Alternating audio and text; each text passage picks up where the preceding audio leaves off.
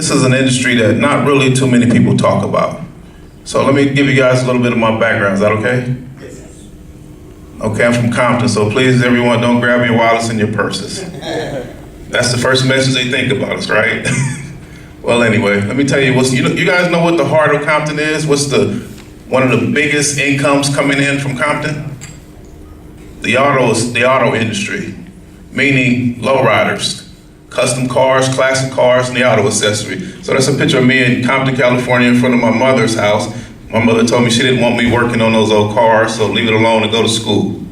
She didn't realize, nor did I realize, that was the birth of a multi-billion-dollar per year industry. I started a business called Express Gold Plating.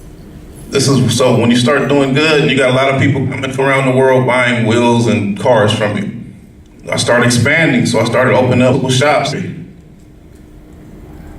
Then I realized, I had some people on the phone with me from Florida, and they said that they wasn't gonna send their whole car to Gardena, where I was at the time. So I realized after sitting down talking to them, why not? They said they can paint the cars themselves, they can do everything, but they could not do these frames because they didn't know how to weld them. They didn't know which modifications was going on, which fabrications was going on. So I realized it, and I started selling these frames by itself. And I became the first person to create chrome suspension exchange or rolling chassis exchange or outright sales, which revolutionized that industry. I took people from waiting 3 years or 2 years to restore a car to you can have it back that weekend if you like. So it took a person, imagine your car being taken apart for a couple of years or your car being taken apart for a weekend. So that industry became one of the biggest industries. I realized I can get more frames in my shop than I could having a bunch of cars in the shop. This is when we modified the suspension here. What people didn't realize is whenever you modify a car, change anything from its original form, what just happened? Anyone know? You're making a modification, so that means you're creating something. So that meant, if I would have knew what the words patent, copyright, trademark, intellectual property meant at that time, I'd be a multi-billionaire plus. Why? Because when I started doing things like this, so did the other 10 million lowriders around the world. And they would call me and say, hey, can you sell me that stuff that you use to make those parts to make your car raise up really high like that? And I said, yeah, give me $5,000. But I didn't realize until later on, I got to put my name on all this stuff. I'm a manufacturer. This is me getting ready for the movie Straight Outta Compton. Anybody heard of that one? Yeah. People didn't realize that people make a lot of money putting old classic and custom cars, any type of cars in movies. Oh, by the way, that's a 1958 Chevy convertible. Anyone familiar with these?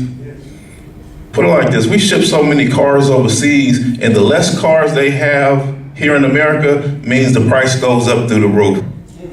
Because people don't know the value. You know, people got these cars sitting in their backyards, rusting away in Alabama, Chicago, Tennessee, all around the country.